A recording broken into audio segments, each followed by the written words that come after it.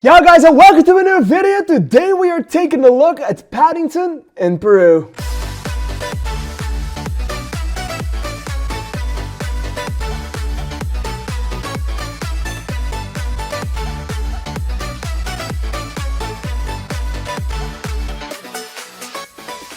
Alright, new year, new movies, so new reviews incoming in 2025 on Sventastic. Today we're gonna take a look at the third entry in the Paddington franchise, or dare I say, one of the most wholesome franchises that has ever existed in this world. And I gotta say, I love myself some good Paddington. I'm not the biggest fan of the movies, like I'm not a fan of them like the British people are, but I still adore this little cute bear. I still adore what they do, and the little Peruvian jungle bear is just very cute and he's very polite. So I love watching myself some Paddington and Paddington 2 to get myself in a good mood again if I feel bad. But do I feel the same way about Paddington in Peru? I have to say, I personally think it's the worst one out of the three. That is mainly because I do really feel like there is a lack of focus in this one, where the other two were more focused. Like the first one is just a story about a bear that is coming to London and that needs to adapt to the London sphere. And the second one is about him getting a job for his mother, for Aunt Lucy, and to buy her a present.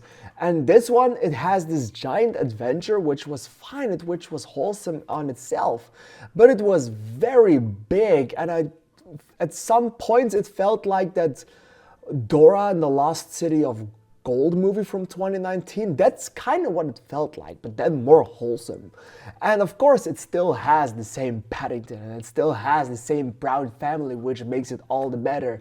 But there's just this lack of focus on a tightly neat story that made this movie feel a little bit too bombastic for what we are used from with Paddington in itself. So that is what threw me off a little bit.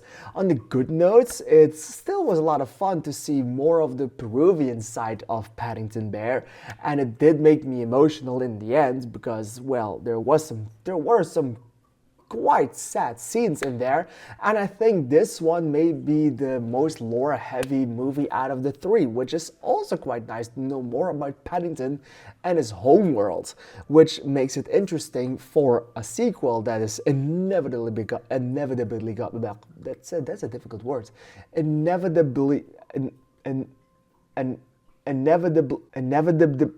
definitely gonna happen. Sometimes I also see Paddington number 3 or Paddington in Peru as the Kung Fu Panda 3 of the Paddington franchise, because it was still very good on its own. It just lost a little of its focus. The main villains weren't as good, but they were still pretty good. And it had a lot of family stuff happening in it. So mainly it took some inspiration there, I think.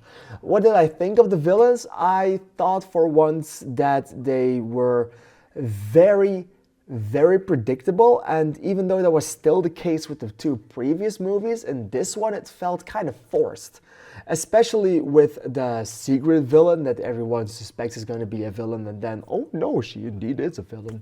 That person, that was like, I didn't buy that completely because it was too out of the blue, but still I saw it coming from a mile away. Even the beginning of the movie, I said like, that's going to be a bad guy, and I was right. And that's something I wasn't entirely happy with, but still Paddington Bear made it work, because Paddington Bear is a little cute bear, which can make everything work and stuff like that, so I was very happy with that. And yeah, I have to say Paddington 3, it lost a little bit of the focus of the other two movies. It's not as good, it's not as wholesome, but it's still very good, and in the end I still kind of wept a tear, and I was happy with what I watched. It's a feel-good movie, and the Brown family is awesome, and it completely threw me off, and I absolutely hated that they changed the actress for Emily Brown? Mary Brown. That they changed the actress from Mary Brown to Emily Mortinet, and I feel like she does a wonderful job. But it's not the mother, and I still don't know what the reason was for that recasting. But was it money? I don't know.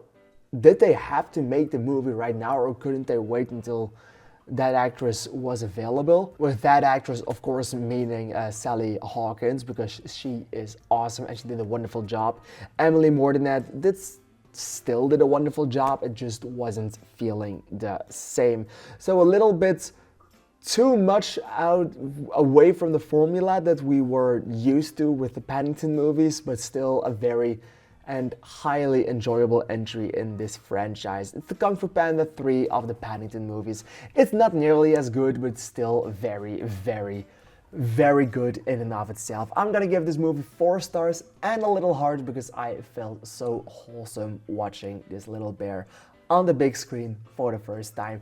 What did you think of Paddington in Peru? Please let me know in the comments down below, and I will see you in the next video. Thank you for watching, and goodbye.